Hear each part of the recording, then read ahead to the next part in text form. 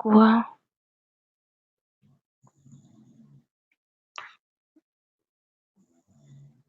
Hello.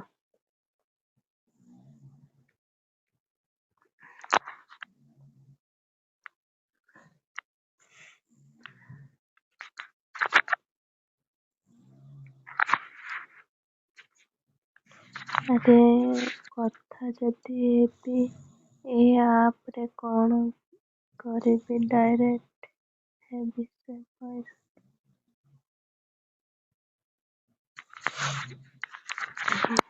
ହଁ ଏଠି ତ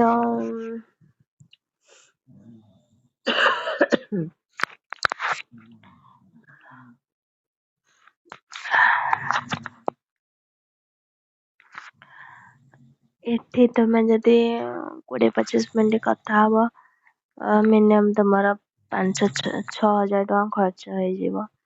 ଏମିତି ମୋ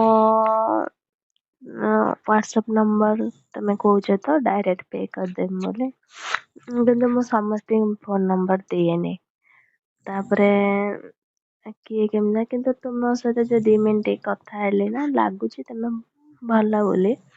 କିନ୍ତୁ ଏଠି ବହୁତ ଲୋକ ଅଛନ୍ତି ନା, ସମସ୍ତେ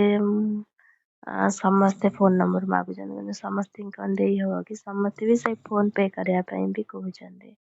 ଡାଇରେକ୍ଟ ଫୋନ ପେ କରିଦେବି।